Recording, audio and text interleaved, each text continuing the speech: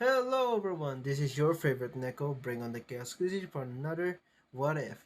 What if Naruto reincarnated and grew out to be a loving father? Before we start, can you quickly support Shinobi Greed for this fanfiction to be possible? And for this video to be another extended series, can you please like and subscribe for more What If you wanted to request a new series and if you wanted this fanfic to a full series, please comment 3 hearts and say the fanfic that you wanted. And please, you can check out the community post. I'm, you know, they request fanfiction there. So quickly go there and, say your opinions about, more fanfiction. Like, for example, harems. There's a lot. Harems and, single couples. Yeah, single couples. You're just what the one is Naruto and the other one is gonna be a female character. So many possibilities. Just go check it out, and probably I can make another one. Without further ado, let's just get started.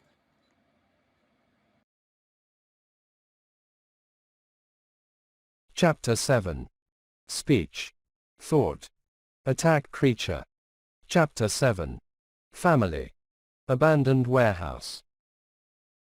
Softly placing his hands against a thick and rusted metal door, Naruto pushed his way into the warehouse where the passion had taken Freed.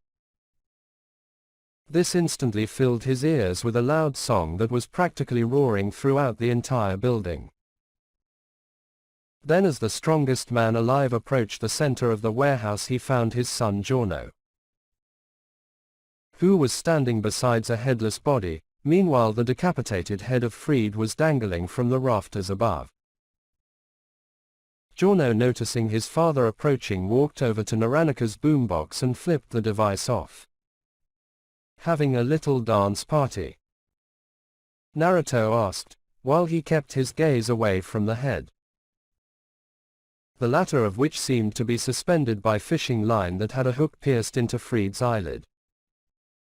The boombox was Naranaka's idea. He thought the noise would conceal any screams and avoid unwanted attention, but he and some of the others did dance. Giorno admitted in a dry voice. Naruto shook his head and laughed, as he truly had some bizarre subordinates. Well, did you manage to get information from this man? Giorno nodded and pointed up to Freed. This whole incident was caused by a group of fallen angels that are acting independently from the entire faction. According to this man's word, there is a few more fallen angels within this town. In that case, I want them dealt with. Naruto cut in a firm and powerful voice, which merely caused Giorno to nod and hold his hands up. Nobody messes with our family. I figured you would say that. So I already sent the others out to take care of them. Naruto smiled and rested a hand on his son's shoulder. Good work, son. You're shaping up into a good successor. Thank you, father, but this piece is shit. Also shared some other interesting things that you would probably like to hear. Naruto lifted his eyebrow in curiosity. Oh really? Such as? Well, the leader of these Rouge Fallen Angels is an individual who goes by the name Kokobile. Apparently he's just some high-up fallen angel who wants to cause war among the factions. Never heard of him, but at least it's good news that the whole fallen angel faction isn't involved. Considering I would hate to make another enemy with a biblical faction, but I would do so if needed. However, the fact that this Kokobile wants to create conflict means he is a potential threat to cross off our list. I agree, and I'll have the others start looking for Kokobile with the order to eliminate him, but this man shared something even more interesting. Go on. Apparently this Kokobile guy has his interest focused on holy swords and something called the Holy Sword Project. Why does this sound familiar? Naruto asked, while at the same time resting his hand under his chin. I've definitely heard of the Holy Sword Project, but I'm always getting new information. So I tend to forget some things from time to time. Well, you probably heard it from Abakio and Naranika, as they are the two responsible for all information involving the Angel faction. Abakio is also the one who gave me the details during the interrogation.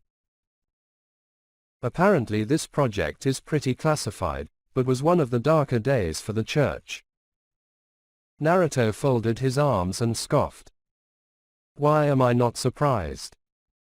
'Cause you don't like the angels, but that's not the point. What you need to know is that the Holy Sword Project is a program where the church took young children and ran experiments to see if they had capabilities to use holy swords and treated them like lab rats, which resulted in the deaths of numerous children that failed to show results. The project was eventually deemed a failure and the man over the project, one Valpa Galile, was excommunicated for his unorthodox methods. However, this same man is now working with Kokobile to revive and improve his old project. That's some good information and we can talk with Griselda about this. She was pretty high up within the church and can probably give us some more insight. However, tell me, did Fried reveal how far along this new project is coming? Or perhaps he mentioned the kind of power these swords have. No, he was remarkably tight-lipped about most things, but from Abakio's intel, holy sword are powerful and if in the right hands can cause a good amount of destruction. However, they are most lethal against devils and fallen angels. So these swords wouldn't be a threat to us and especially not you, Father. Holy swords might not be a threat to us, but these swords could cause some conflict between the factions. A conflict that could lead to war, and that war could end with heavy casualties and collateral damage for humanity. So it would be wise for us to get ahead of this potential situation before things get out of hand. Considering if this Kokobile wants to cause war among the factions, then these holy swords might be his game plan to do so. Giorno nodded. I agree, Father. I'll make sure everyone places their focus around this development.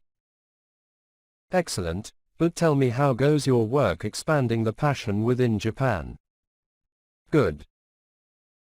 We have begun purchasing businesses within the area to operate out of and have also started to disband local gangs and organizations. In fact, the whole expansion is going faster than we first imagined. That's good, which means you guys won't be hindered by helping me with these factions. Considering I haven't made any contact yet, but I feel it's only a matter of a few days before Asia manages to set a meeting between myself and the devils.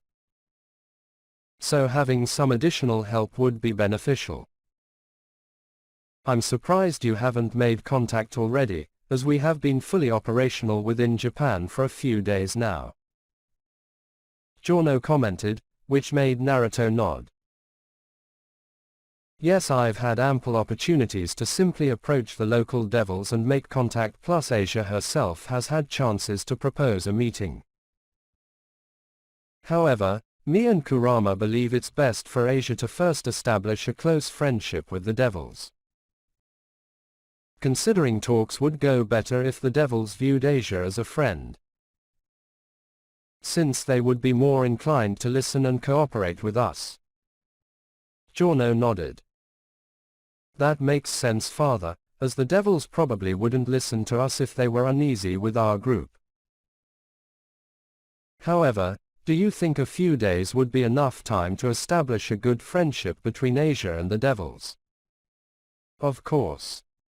Naruto chirped with a wide smile.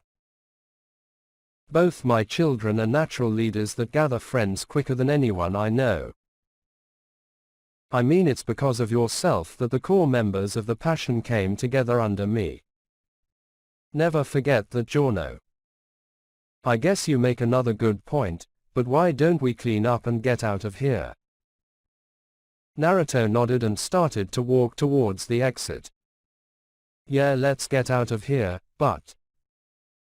The leader of the Passion began, but stopped as he noticed Giorno slowly picking up Fried's body. Leave him. Leave him. Giorno asked in surprise, as he planned on disposing of the former exorcist's body. Why? Placing his hands into his pockets and walking away, Naruto looked up with a hardened expression. It leaves a message. Understanding his father, Giorno dropped Fried and grabbed Naranaka's boombox. Then without sparing a second glance he followed Naruto out of the warehouse, leaving the decapitated man for anyone to find. With Asia, a few days later. The sound of the school bell chiming off loudly, Asia smiled happily and began to skip her way towards the main entrance. Then as the girl came shooting out of the building's doors she held her arms up in victory. As just like her father she quickly grew to hate school. I'm free. Asia yelled before the sounds of a panting Issei could be heard tromping slowly from behind. Lady Asia. Slow down. I can't keep up. The pervert cried, while he eventually caught up to Asia and began to hunch over to take deep breaths. Asia, watching her newest peerage member, couldn't help herself from giggling. You're really out of shape, Issei, but don't worry, I'm sure Daddy will help fix that. Well, are we finally gonna do some of that training Dad mentioned a while back? Laughing at how Issei now referred to her father as his own parent, Asia nodded. Yes we are, but Griselda called me during our lunch break and said we have something to do before we train. Which is meet everyone else in the Passion Silly. Asia declared, which made Issei gulp. Considering he had heard some horror stories from Asia about the Passion, which made the teenager apprehensive about meeting them. Since he felt a simple boy like himself wouldn't fit in well with a bunch of hardened gangsters. Do you think they will like me? Issei asked nervously. Asia shrugged her shoulders. Maybe, but I know they at least won't kill you. Kill me. Issei yelled in shock, which of course caused Asia to clamp her hand over the boy's mouth. I said they won't kill you. Don't freak out so much, Issei. Asia warned in a low voice, as she didn't want to attract unwanted attention. We don't want anyone hearing you. Now what are you two talking about? A familiar masculine voice asked, while at the same time holding back a small chuckle.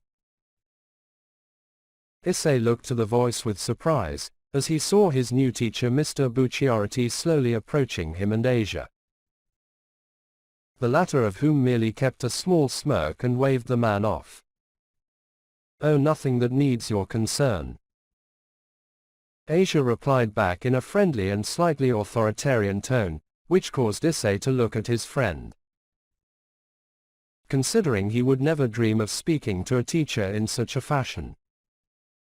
Very well, Lady Asia. In that case I shall see you soon. Bruno laughed while he walked past a stunned Issei and patted the boy on the shoulder. Oh, and Issei. The gangster masquerading as a teacher began as he leaned into the boy's ear. Welcome to the Passion. With that being said, Bruno casually walked away from the pair, which made Issei point at the man with a shaking finger. Is he? Issei began, but stopped as Asia laughed. Yup, that's Bruno Bucciarati. My daddy's third in command behind my big brother Giorno. Asia explained in a small whisper. My daddy assigned him as a teacher to oversee this area and take action if something bad were to suddenly happen. I see. Well, he seems nice. Issei admitted with a wide smile. Maybe meeting everyone else won't be that bad. Asia gave her friend an eye smile. Bruno is a remarkable person, but he isn't like the others. Trust me, Issei, no words could prepare you for Naranika or Meester, and heaven help you if Fugo lets his temper get the best of him. Also, if Abakio offers you tea, don't drink it. Issei shuddered. Why not? Does he poison it? Asia sighed. If only. What is that supposed to mean? It's really for the best that you don't know. Asia explained, while she made a motion for Issei to follow her. But none of that is important. Right now we should get moving since our ride should be arriving soon. Our ride? Issei asked, as he caught up to Asia and began to walk by her side. Yes, Mom is picking us up and taking us to a meeting point for the passion. Asia explained. Oh cool. Beats walking or riding a bike. Issei replied in a giddy voice. Asia nodded in agreement and slowly approached the gates of the school, which was where the main road and their ride was waiting. However, as the duo were mere feet from the gate, a voice suddenly called out to Asia. A voice that piqued the girl's interest and caused Issei to muster a surprised blush. Considering the voice belonged to none other than Rias Gremory. Asia, wait. The buxom redhead called out, while she ran towards the duo. Asia, stopping in her tracks and looking back, noticed Rias was waving around some papers within her hands, while Issei merely kept his eyes glued to the girl's massive bouncing breasts. Oh hello Rias. Can I help you? Asia asked in a friendly voice. Stopping before Asia and holding the papers in her hands outward, Rias mustered a friendly smile. I finally got the papers to make you an official member of the Occult Research Club.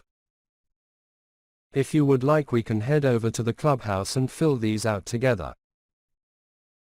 That's great, but unfortunately I have a commitment with my parents that I can't miss. So perhaps we can schedule another time to make me an official member.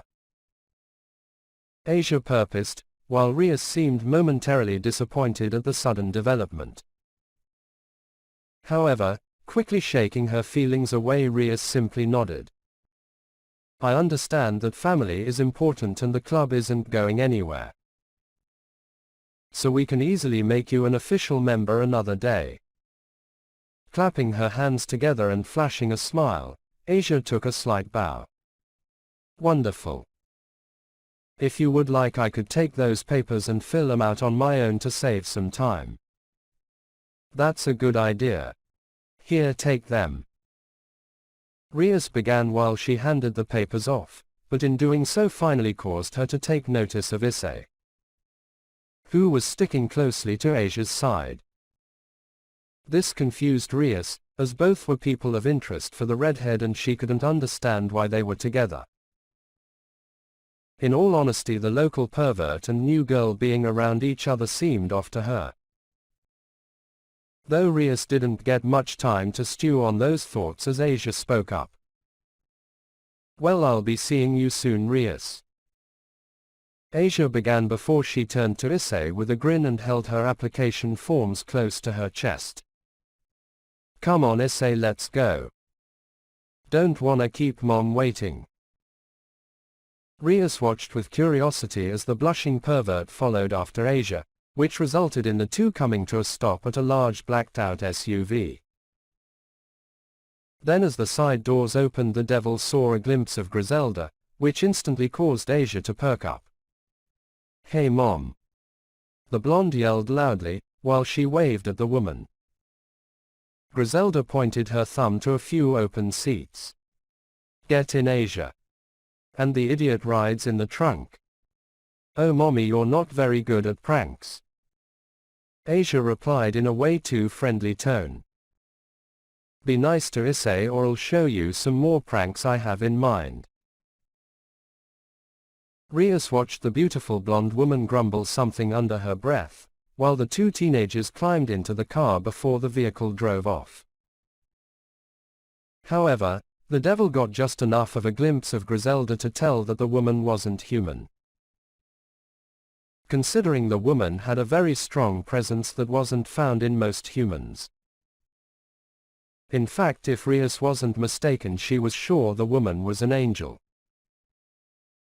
Meaning that if she was Asia's mother, there was a whole side to the girl that she needed to figure out. Just who and what are you, Asia Uzumaki? Rias mumbled softly, while she slowly turned around to go find her queen and tell the girl of the new developments. With Asia riding with a smirk on her face, Asia looked directly into the eyes of a sour-faced Griselda. Meanwhile, Issei merely sat awkwardly beside his king and absorbed the awkward tension. However, Asia didn't care for the current mood of their environment and decided to ease the tension. "What's the matter, mommy? You seem upset," Asia asked with a small amount of sympathy. "I'm just thinking," Griselda replied simply. "Oh," Asia replied, while she tilted her head with an eye smile. "And what could you possibly be thinking about?" "Your punishment, of course," the angel answered without thought. Asia giggled and shook her head. "I think you would learn by now I have daddy wrapped around my finger. I'm untouchable." Griselda nodded. "That might be true, but I'll fix that very soon. I don't think you'll be able to change daddy anytime soon, if ever," Asia pointed out. "I'm aware of that, Asia, which is why I'm now fully set on starting a relationship with your father. Considering not only is he a great man, but once I'm your actual mother, you'll no longer be immune from parental discipline. In fact, I will turn you into a respectable young woman and punish you for all your awful pranks." A malicious aura radiating from Asia, the young blonde looked towards Griselda with a wide and almost too friendly smile. "So is this a declaration of war then, mommy?" Matching Asia's aura and smile, Griselda merely nodded her head. "If that's what you wish to call it. Just be prepared for your punishment after I marry your father." Issei was sweating from the tension of the two females, as neither one was backing down. However, after a few seconds, Asia's expression switched to an overjoyed smile. "Well, looks like I'm well on the way to getting you together with daddy, which is what I wanted all along. But would you like me to let you in on a secret?" Asia asked with a trickster smile flashing across her face. "I plan on throwing many more women at my dad, as I'm looking to make a mommy harem.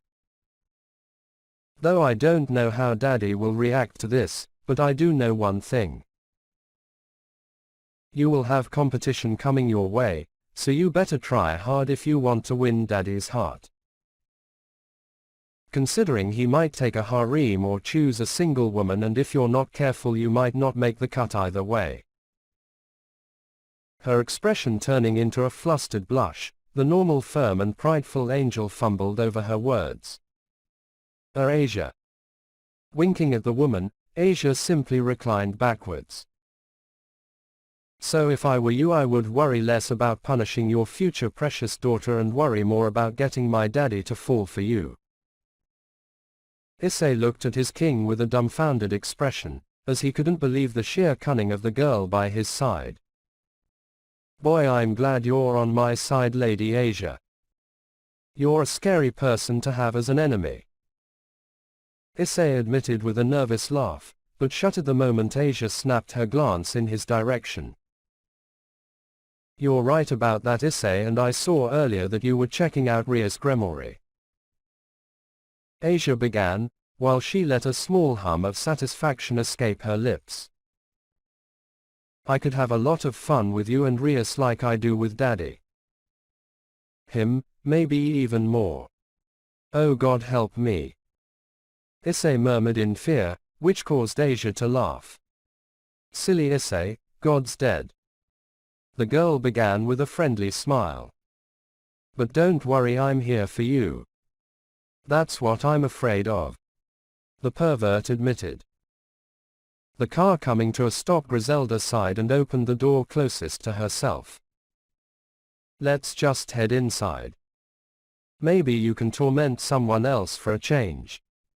I resent that, Mommy, Asia replied, while she left the vehicle. I don't torment anyone. Griselda rolled her eyes and entered the building they were parked in front of. Issei, on the other hand, stood by Asia and raised his brow. Considering he was confused by the current location, as they were standing outside of some sort of restaurant. Where are we? Issei asked, as he followed Asia to the entrance. Back in Naples, the Passion had many locations in which it operated out of. A local bistro was a popular location, which leads me to assume this is a building the Passion acquired to operate out of within Japan. Asia explained in a matter-of-fact voice, while she held the door open for the boy. So are you ready to meet everyone? As ready as I'll ever be. Issei grumbled softly. That's the spirit.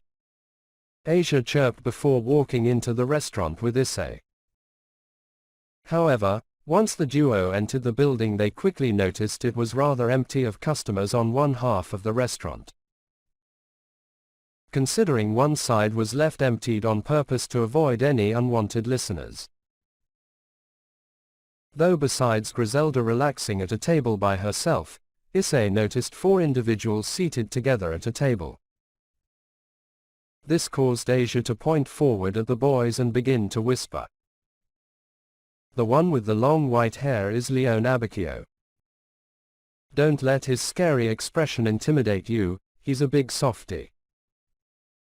Asia explained, which caused Issei to look at Abacchio. The latter of whom had a pair of headphones on and was ignoring everyone. Then the one beside Abacchio with the hat is Guido Meester. He's sort of a goofball and doesn't like the number 4. So avoid anything in 4s around him. Issei looked at Meester and watched the gangster slowly sip on a cup of tea. But why? I don't know, but the one with blonde hair is Panacotta Fugo. He has a small anger problem, but is an absolute genius.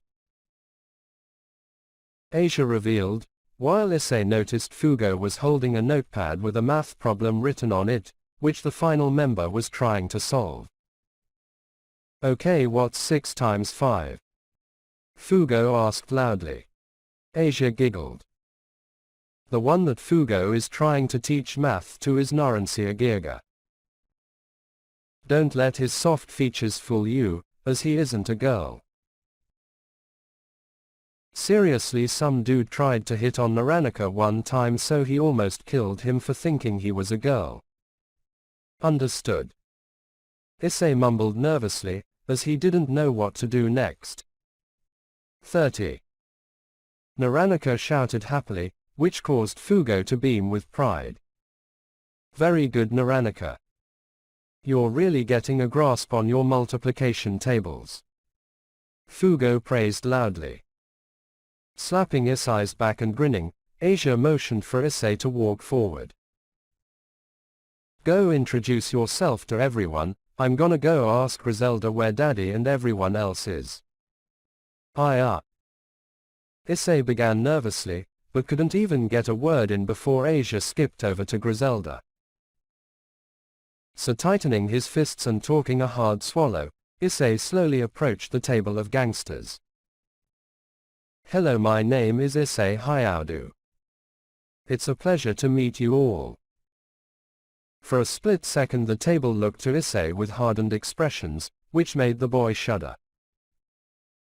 However, just as quickly as they took notice they instantly ignored the boy and went back to what they were doing. Okay, Narancia, you're doing really good. Now what's 16 times 55? Fugo asked, while handing the notepad over. Naranika quickly began to work on the new math problem, while Issei rubbed the back of his head and tried a different approach. So Lady Asia wanted me to come meet you guys since I'm the newest member of the Passion. So how are you guys doing? Standing to his feet and walking over to a small dessert stand, Abakio completely ignored Issei and grabbed himself some strawberry cake. Mista, seeing this, looked over his shoulder to his fellow gangster. Hey Abakio, grab me a slice while you're at it. Issei watched as Abakio walked back to his seat with 2 pieces of cake within his hands. Thinking to himself that things were not going very smoothly at the moment. So all this angel and devil stuff is pretty crazy, right? Issei asked with a nervous chuckle, while still getting no response. I did it, Fugo. How's it look? Naranaka asked, while he held the notebook up with excitement. Oh, you're finished. Let's have a look. Fugo replied, while he accepted the notebook, but his eyebrow quickly twitched when he saw what was written on the notebook. This being 16 times 55 equals 28. What is this? Leaning forward with a smug expression, Naranaka lightly chuckled. Am I right? His eyes narrowing, Fugo grabbed a fork from the table and stabbed it into Naranaka's cheek. This caused the gangster to recoil back and yell, but Fugo quickly grabbed down onto Narancia's forehead. You stupid delinquent, are you messing with me? How many times do I have to teach you this before you learn?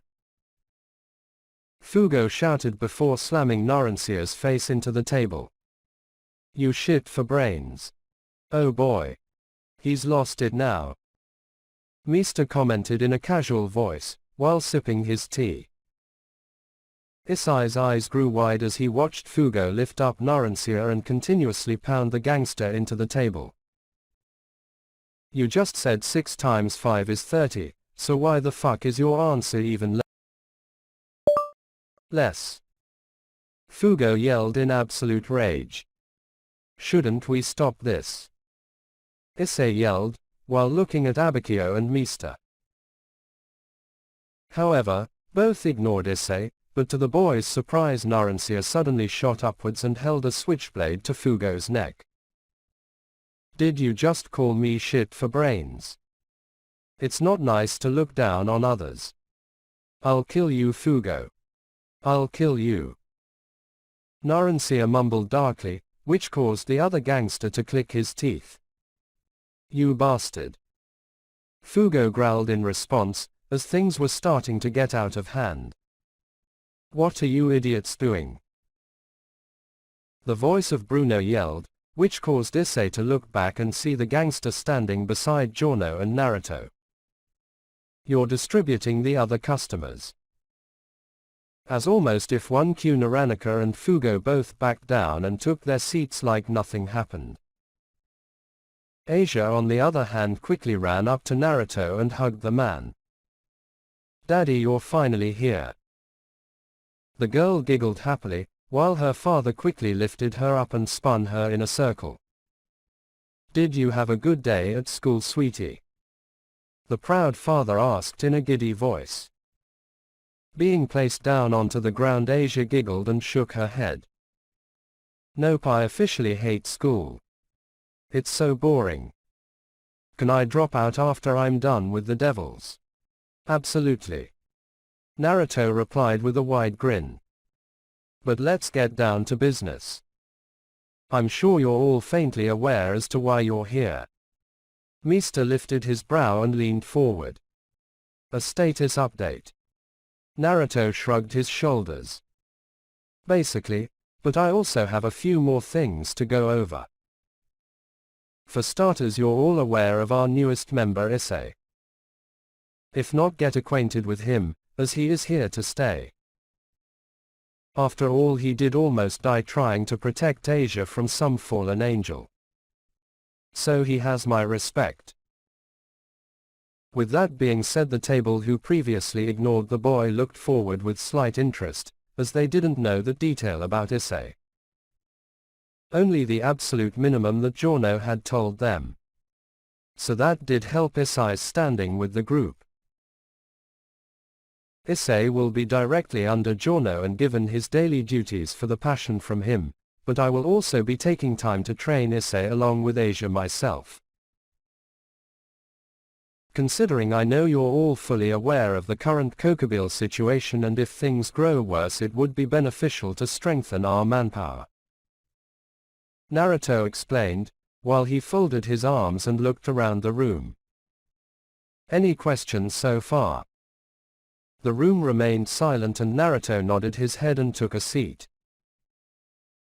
Well, that's good, but I want each of you to share with me your personal progress with our expansion. Also, Issei, pay close attention, you may learn something from the others. From the side, Griselda watched the gang interact with each other, but was distracted by her cell phone receiving a text message. A message which caused the woman's eyes grow wide before standing to her feet. I'm so sorry, I have to go. The angel spoke up, while the entire room glanced back to the woman. My daughter Zenevia just got off her plane and is waiting for me to come get her. Our Zenevia is here. I'm gonna go with you, Asia declared in an excited voice, while dashing to the angel's side. It's been so long since I've last saw her. Naruto waved the two girls off. That's fine, you two go get Zenevia and head home. I really only need my capos and Issei for this meeting. So just be safe and I'll see you both at the house. Griselda stood up and took a bow. All right, I shall see you within a few hours. See ya daddy, and Issei, have fun with everyone, Asia instructed before leaving the restaurant with Griselda. Watching the two women leave, Naruto looked around to his most trusted men and Issei. Now back to business. So where were we? With Zenevia standing outside the airport dressed in a long white exorcist robe, while a hood was pulled over her blue hair. Zenevia was standing around, while sticking out like a sore thumb. This of course caused multiple people passing by to glance at her. However, the calm and collected member of the church kept a steady composure and didn't show any emotion about the attention she was getting. That was about to quickly change though, as a familiar and excited voice began to call out to her. Big sister Zenevia. It's me. Slightly shuddering as she recognized the voice, Zenevia didn't even get a second to glance over before she caught a glimpse of Asia leaping towards her with her arms wide open for a hug. Unfortunately for Zenevia, she wasn't hugged by Asia, but rather tackled to the ground. Since the newfound king of Naruto's sage pieces still wasn't adjusted to her newfound strength in the slightest. Still, Zenevia was tougher than most, and though she was slightly dazed, she still managed to quickly compose herself. Hey Asia. I thought Ka-chan was coming to get me, the girl began, while at the same time patting the girl's head.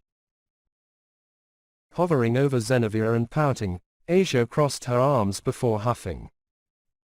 What? No, I'm happy to see you, Asia. I'm very happy to see you, but you're not the first person I was expecting to see. Also, for such a tiny girl, you really knocked the wind out of me, Zenevia pointed out in a dry voice, which made Asia giggle.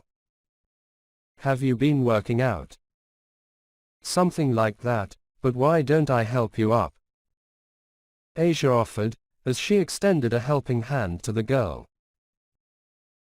Being lifted up, Zenevia tilted her head at Asia in gratitude before glancing around their location. It really is good to see you, Asia. I have so many questions for you and Mom, but I don't even know where to begin. Well, I ran ahead to find you. So let's go find Mommy and we can find a starting place for your questions. Zenevia chuckled. You're still referring to her as your own mom? Asia smiled wide. Of course. Getting our parents together has been a plan years in the making. Mommy even told me today she is planning on pursuing a relationship with my daddy. So my future mommy harem will be growing soon. Mommy harem. Don't worry about it, Xenavia. You got enough to worry about with the angels and everything else.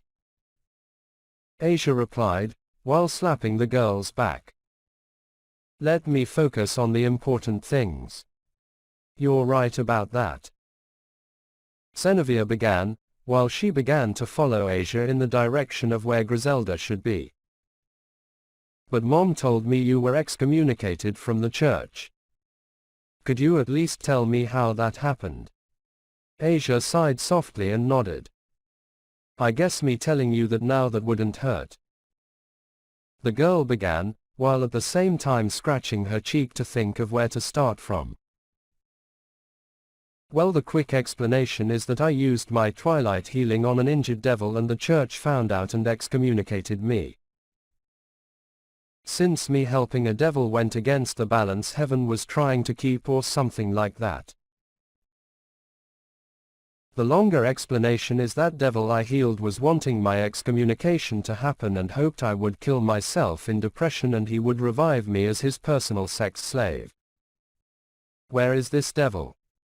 I'll kill him. Xenavia replied in a firm, but aggressive tone that made Asia smile. He's dead, my daddy got to him first. Asia explained in a simple tone, which instantly caused Xenavia to cool down. Good, I'm glad that degenerate got what he deserved, but I never knew your dad was strong enough to fight and kill a devil. I knew you talked about him in the past with me, but I never expected that. Xenavia admitted, which made Asia chuckle. Well, there is a lot you'll learn about my daddy soon. For example, he didn't fight a devil, because that would imply the devil stood a chance against my daddy. Asia explained before holding a finger up. A more accurate phrasing is my daddy crushed an ant that got on his bad side. Xenavia's eyes were wide in surprise, as she herself knew devils no matter where on the totem pole of strength were fairly powerful. Especially compared to regular humans like Xenavia. Your dad must be a fearsome individual. Is he a member of one of the factions? Well, he's human if you're wondering. Asia replied and chuckled at the girl's stunned reaction. But trust me when I say my daddy isn't your typical human. Xenavia was left with even more questions than she first arrived with, but all her thoughts were momentarily placed on hold. Considering the girl finally caught sight of her mother, who was slowly approaching the two girls with a hardened and terrifying gaze. Asia, I told you to not run off without me. Griselda began in a stern voice, which caused the girl to snicker and rub her head. Sorry mommy, I got excited to see my big sister. Griselda sighed and stopped a few feet before the duo. Then by holding her hands to her sides, Griselda curled her fingers up and down, which was a slight and discreet way of her telling Xenavia to come forward. Well, don't just stand there gawking like a nervous child, Xenavia. The angel began in a firm and assertive tone. Come here and hug your mother. Walking forward with a small unseen smile, Xenavia reached out and quickly found herself within the embrace of her mother. I missed you, the blue-haired warrior admitted. Griselda smiled and ran a hand through Xenavia's hair. And I missed you. I'm glad to see you're doing well. Suddenly both women found a third individual wrapped around them both. I love you too so much. Asia added in, while the mother and daughter duo both had a slight twitch in their brows. However, after a small moment the women just accepted what was happening and enjoyed the moment. But we should get moving, as Zenevia probably has a lot of questions. Griselda nodded and broke away from the girls. We can walk back to the car and fill her in as much as we can. Well, I already told her why I was excommunicated and about the devil Daddy killed. So we could start around there with our explanation. Asia revealed. Have you told her anything about the Passion or your father? Griselda asked, which caused Asia to shake her head. Nope. Then we could start there, but before that let's walk to the car so we can talk in private. However, while we walk, I would like to hear everything that has happened to Zenevia, as it could help us better explain the situation to her knowing what she has experienced. Could you do that for me, Zenevia? Yes, that should be relatively easy. Zenevia began, while the trio started to walk towards the car. For the past few months I have been sent on numerous missions for the church with Irina. After finishing our last mission, it was revealed that me and Irina both had been selected to take Excalibur swords, but that was slightly delayed as I discovered heaven was in quite the disarray. So that was why I reached out to Mom, as I was hoping she could shed some light on the situation for me. Thus here I am looking for answers. So they wanted to give you a holy sword. Griselda began, while she began to think to what Naruto had shared with her about Kokobile. It makes sense considering you're a powerful individual who wields Durandal. Though it looks like heaven is really trying hard to raise the power of their forces. First they make me an angel and then they wanted to give you a holy sword. I'm almost hurt I was never offered one though. Wait, you're an angel? Zenevia yelled in shock, while Griselda merely nodded and motioned for the girl to quiet down. Yes, but not so loud, Zenevia.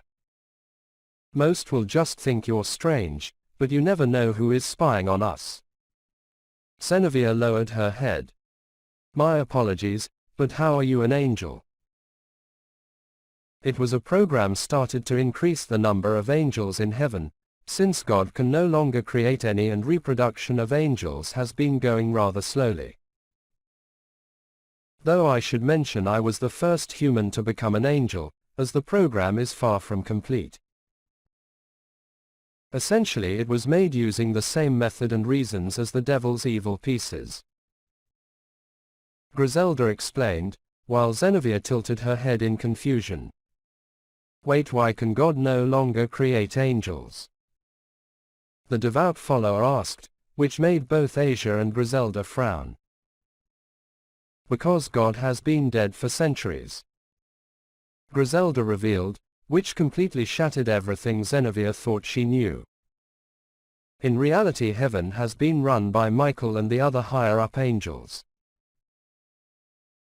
They have kept a false sense of God to keep order, but discovering this along with one other thing is why I've left the church. Zenevia was at a loss for words, as she couldn't form a proper retort. Instead she merely froze in place, which left the three women standing in the parking lot of the airport. Asia felt bad for her friend, as she could understand the complete confusion going through her mind. Griselda on the other hand sighed and bent down onto her knee before resting a hand on Zenevia's shoulder. The second reason I left was because I was told how expendable I was to the church. I learned they completely turned their backs on Asia and would have done the same to myself or even worse, my precious daughter. However, the man I've chosen to follow and even slightly fall for is nothing like heaven and the angels. He would trade his very life just to save a single one of his subordinates. He's a man of integrity and honor who without a doubt will achieve his goal of world peace. Just who is this person you speak so highly of? Zenevia asked, as she had never seen her mother speak with such a burning conviction before. Asia's father, Naruto Uzumaki. the leader of the Passion and the world's strongest human. Griselda replied before standing tall on her feet. When heaven excommunicated Asia, they created an enemy. One who took all of heaven's power on earth and left the angels in complete chaos. Since that day I have been working closely with Naruto to help him create a better world. So God is dead and you're working with Asia's dad, who is some kind of extremely powerful human. He's more powerful than any angel or devil. In fact, his power was enough to leave Michael and Gabriel shaking in fear. Xenavia lowered her head and her eyes seemed to zone out. I don't know what to say, the girl admitted, as she chewed her cheeks. I do. Asia spoke up finally, as her eyes suddenly met Xenavia's. Leave the church. Leave the church and come be with your family. You're a remarkable warrior that could easily help the Passion, but above that you're someone that I and Mommy both care for deeply. So it would mean the world to have you here with us. Be but to abandon heaven. Xenavia stuttered in disbelief. Is something I have already done fully and do not regret my choice.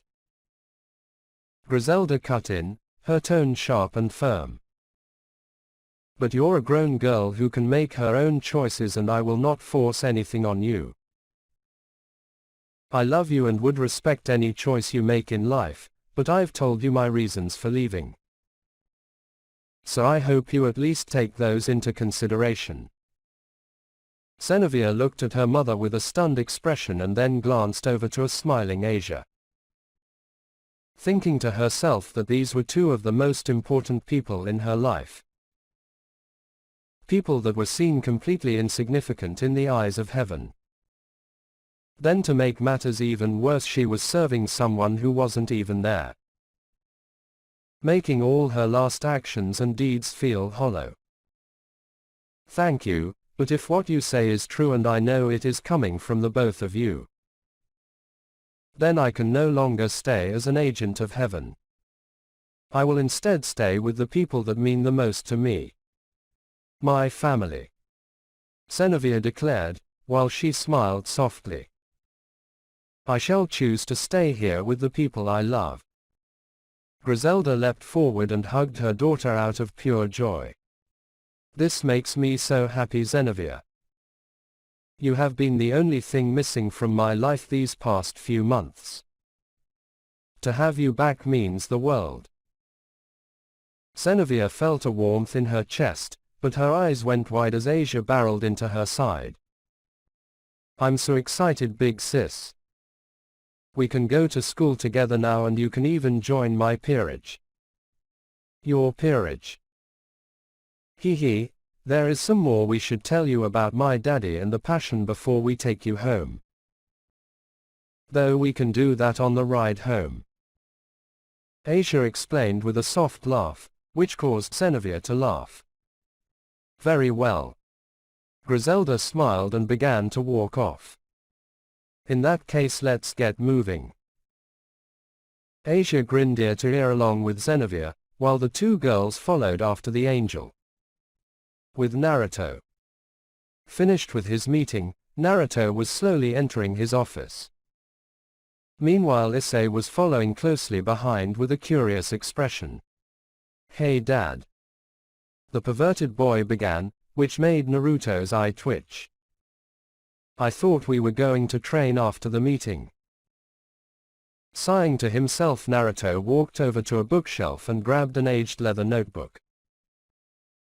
Before we train you physically, I want to learn the power of your scared gear.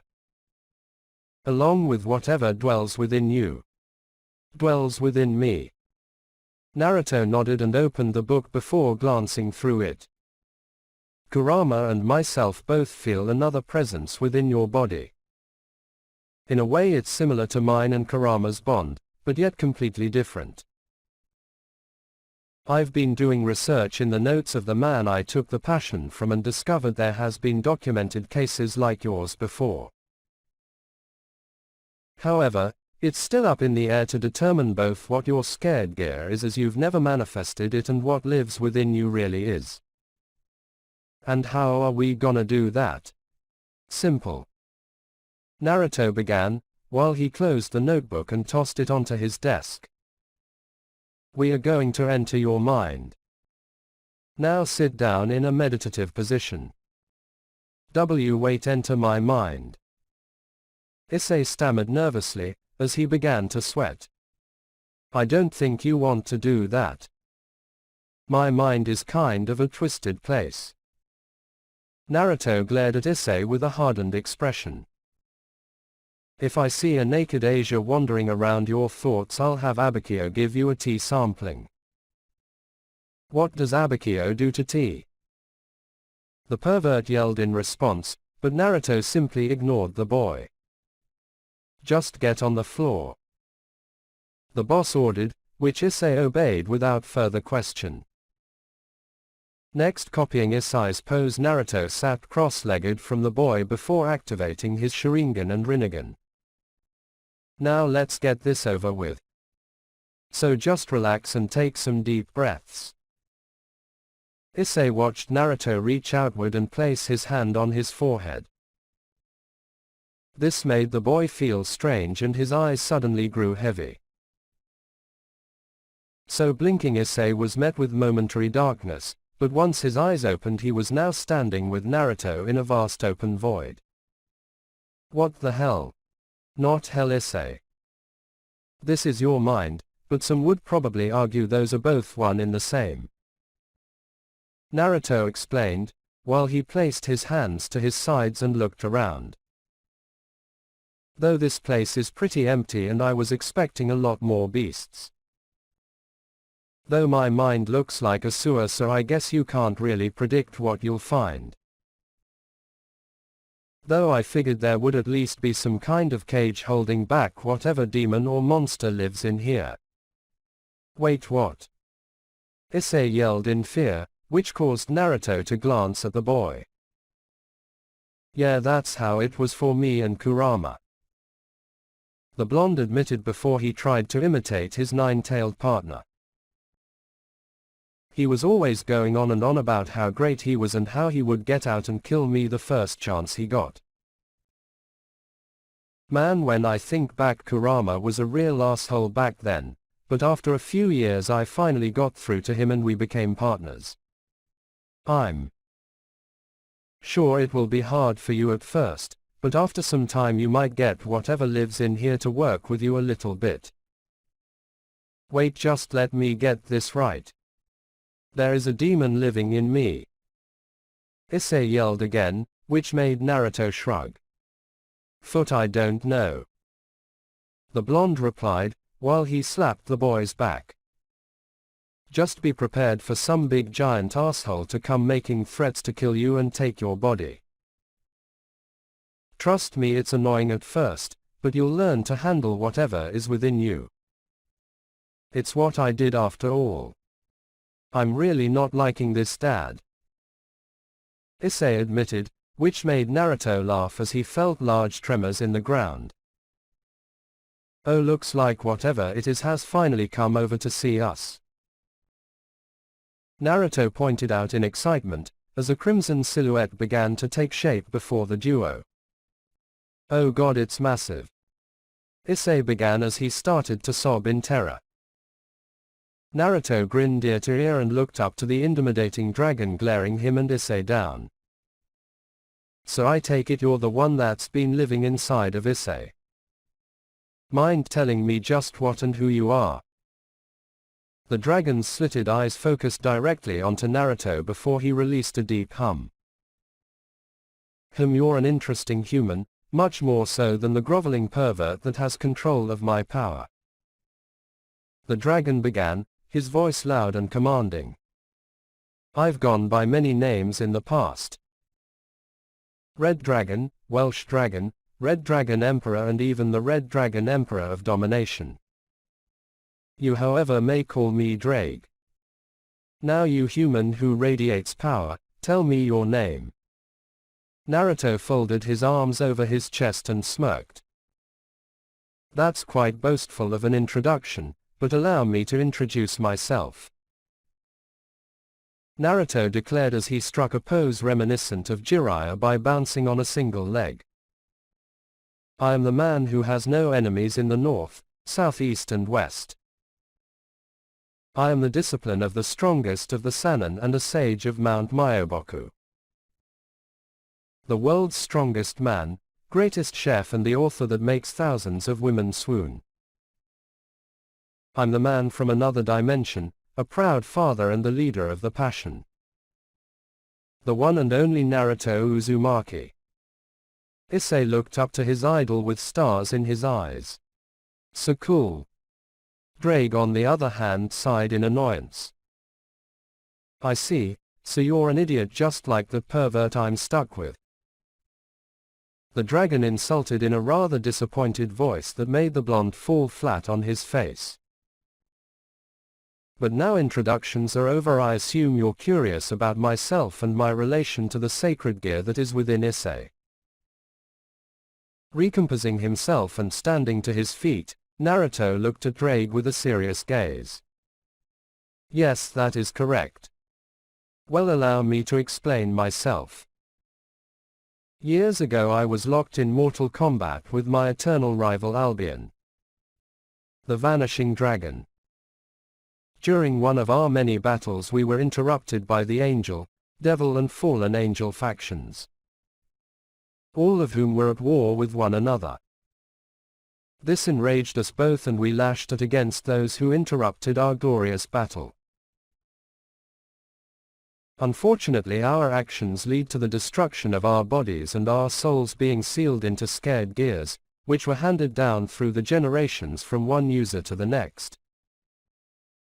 From then on, mine and Albion's users would meet in combat and fight each other, continuing our battle throughout the centuries.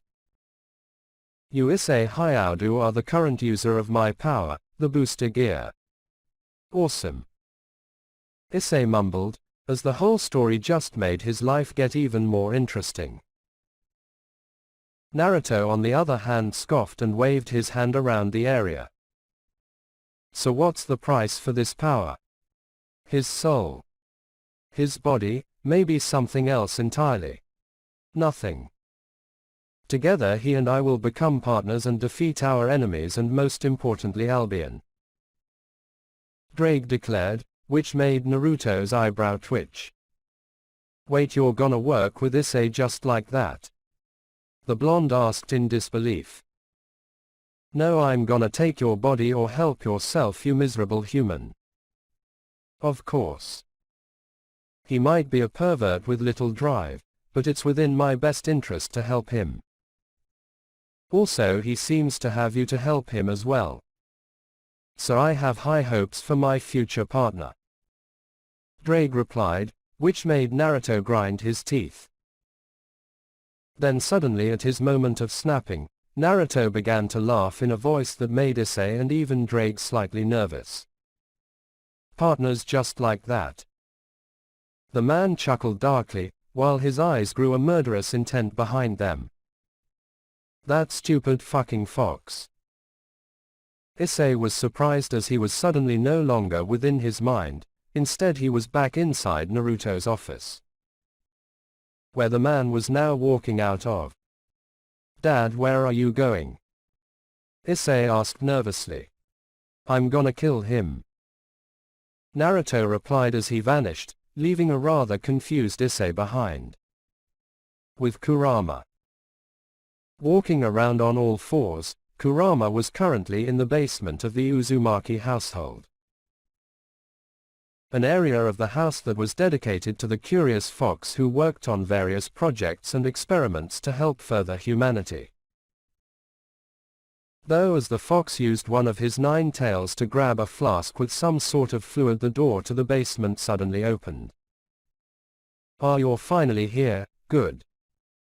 Kurama began, while he placed the flask down and looked up to a confused Giorno, the latter of whom was descending down the basement staircase. Father mentioned after our meeting you wished to see me, Kurama. Giorno began, while at the same time bowing in respect to the creature. How can I be of assistance? Kurama grinned with a wide toothy smile. Well, I have a project in mind, but I need your help to make my idea work. Considering you're the only person I know that could actually help me. I'm flattered, but why am I so important? Giorno asked, which made Kurama chuckle. Well, there is 2 reasons that makes you useful to my plan. The first is your scared gear, which is quite useful and versatile. The second, however, is that you luckily took after your mother in the intellect department and are not a complete idiot like your father. Kurama explained, while making sure to find some way to insult Naruto. Basically, you make the perfect assistant for my current objective, which is to produce an organic body for myself using a combination of science, fuinjutsu and your scared gear.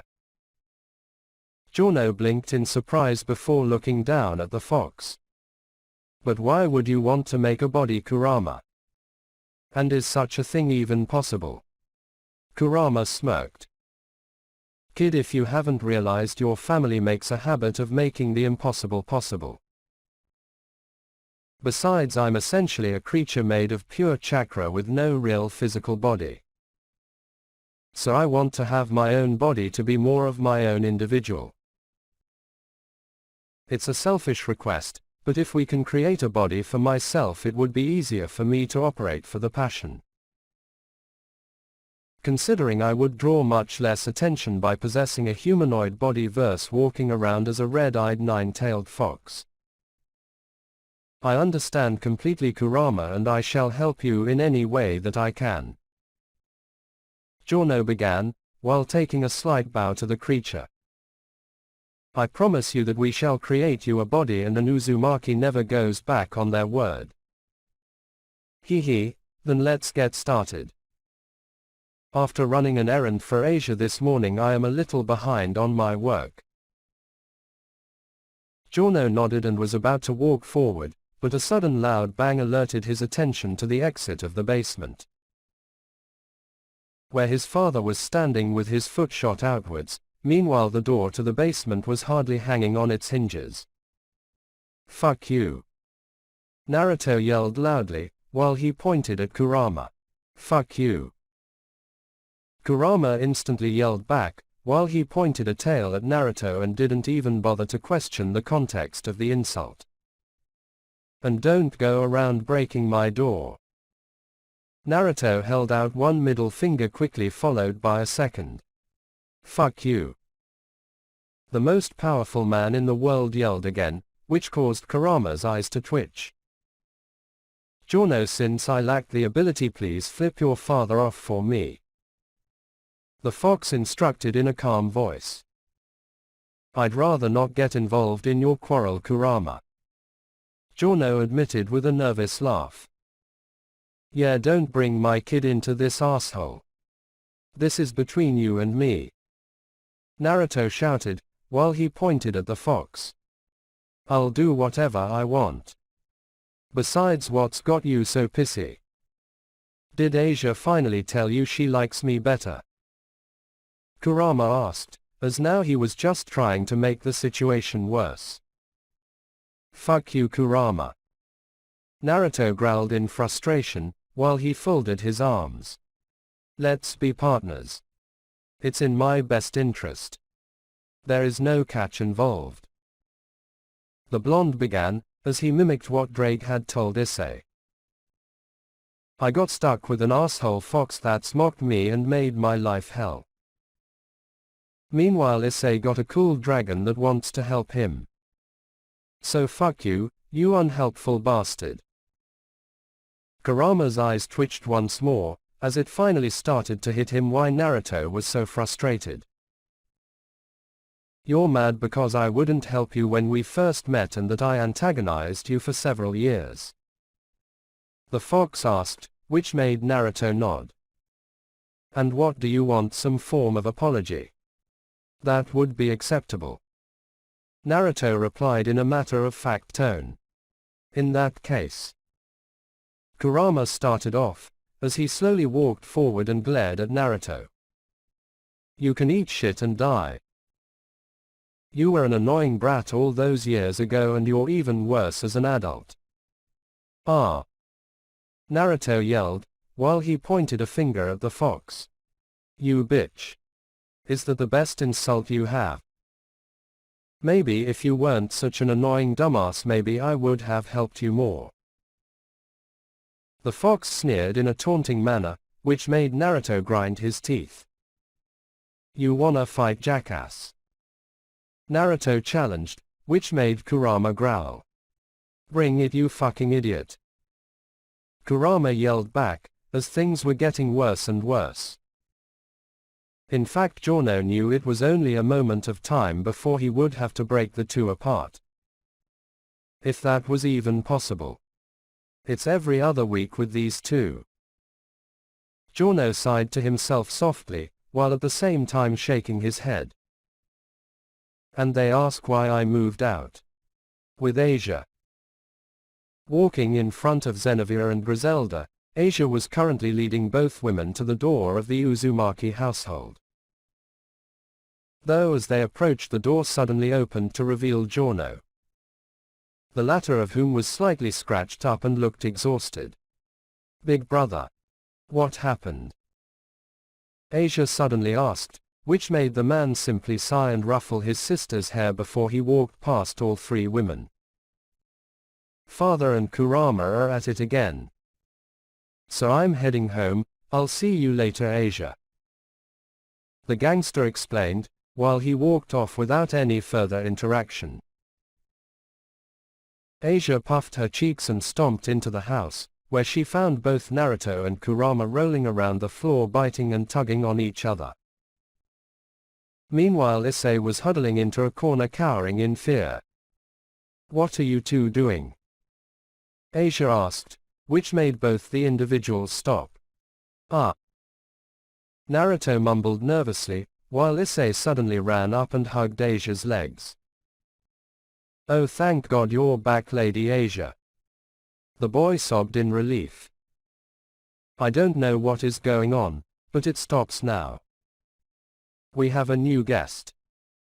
Asia explained, while she held her hand out to Xenophia. The latter of whom was looking onto the scene with wide eyes. Everyone, this is Xenophia. She shall be living here with us for the foreseeable future. Xenophia, allow me to introduce my daddy, Kurama and Issei. Xenophia looked between the supposed strongest man, demon fox and crying pervert with a mixture of emotions. As this was not how she expected her first introduction to go. Griselda on the other hand walked forward and pinched Naruto's ear. Followed by the woman lifting the man up onto his feet. Honestly, Naruto, I can't leave you alone without you causing some sort of mess. Though I can see where Asia gets her knack for creating trouble wherever she goes. Griselda began, while she forcefully dragged Naruto over to a sofa. I will just have to be the one who keeps order within our family and keep both you and Asia under control. Our family. Naruto mumbled softly, but was quickly forced to take a seat. Sit and behave. Griselda instructed, as she was starting to use her assertive behavior more and more around Naruto. Something that made Kurama snicker at in amusement, but that only caught the angel's attention.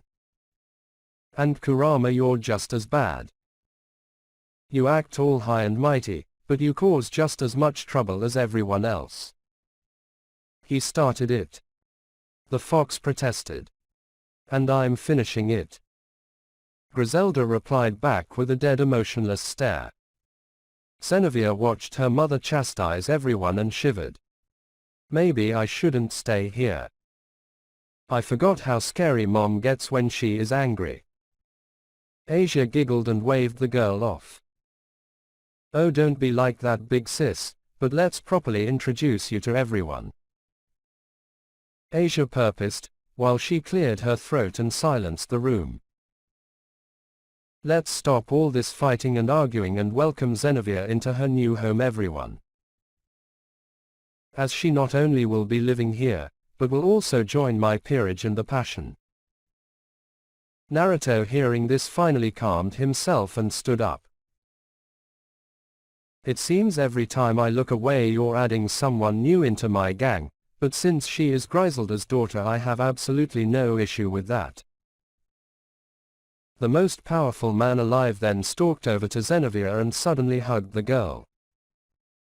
It's a pleasure to meet you, Xenavia. My little Asia has told me all about you, but my name is Naruto. Though if you like you can call me Dad. As anyone who my little Asia looks up to as an older sister is someone I see as my own child as well.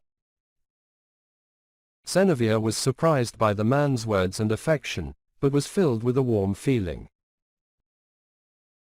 Considering the girl never had a father or father figure in her life, which was one reason she was so drawn to a heavenly father.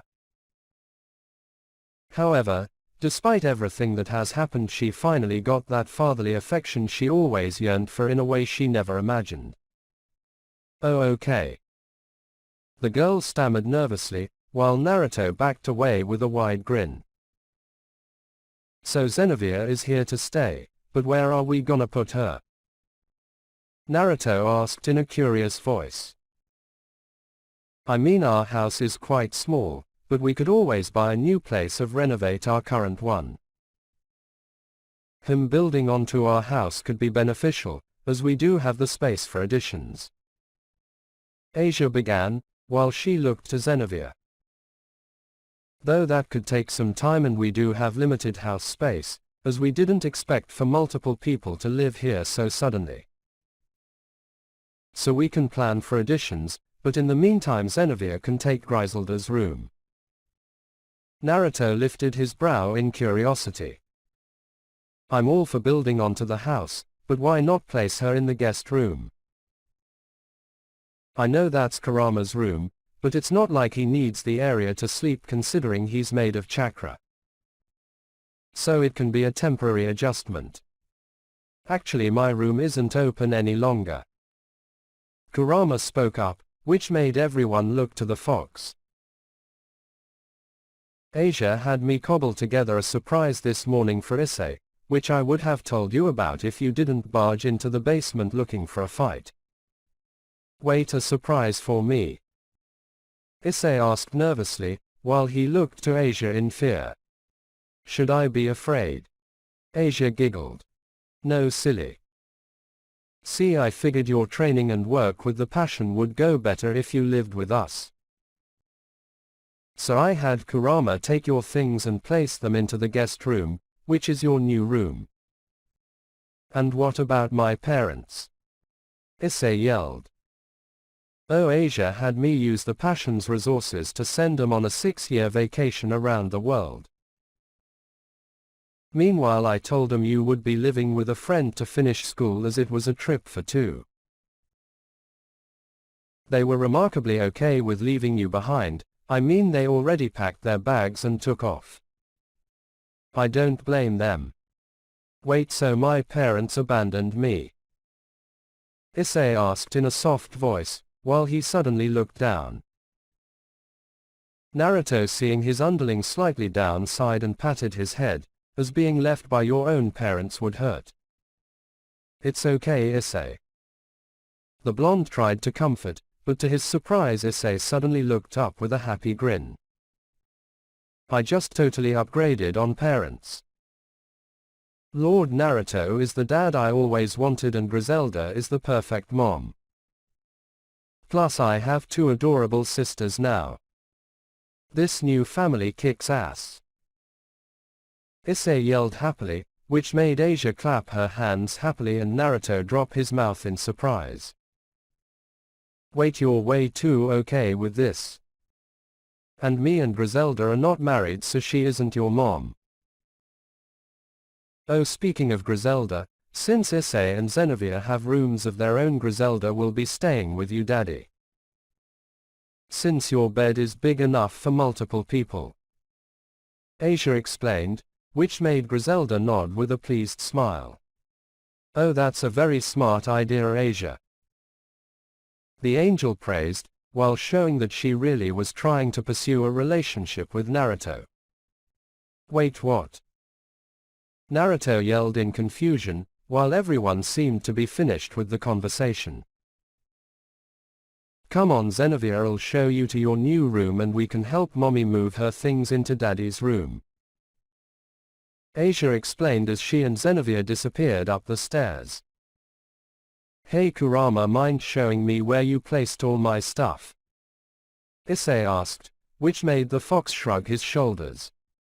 Sure, why not? Kurama replied as he and Issei walked to the pervert's new room,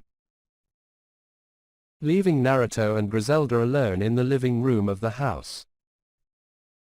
Well Naruto, why don't me and you work on dinner for everyone? The angel asked. Wait, are you okay with all this? Naruto asked, as everyone seemed to be on the same page except for him. I mean, won't this be awkward? I sleep naked after all. Oh, you're still worried about that? Griselda asked with a small laugh, while she playfully slapped the blonde's chest. Naruto, we have already seen each other naked. Besides, if it makes you feel better, I'll sleep naked too. What? Naruto stammered nervously, while the angel merely giggled and walked off.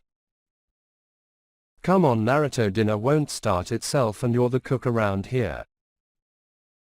Naruto stood motionless by himself, as a thought suddenly occurred to him.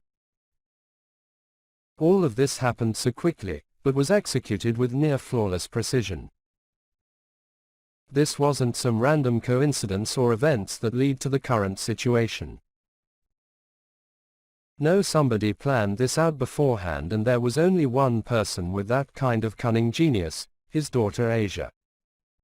That little trickster struck again. Naruto grumbled to himself, while asking just how much more did the girl have planned and what exactly was her end goal. The answer was simple, but Naruto would never figure it out. As Asia's master plan was already in full motion, as step 1 was to start the harem. Step 2 was to make room for more women. Then finally step 3 was to fill the house with a Car-san harem and create a new family for the young trickster. Chapter end.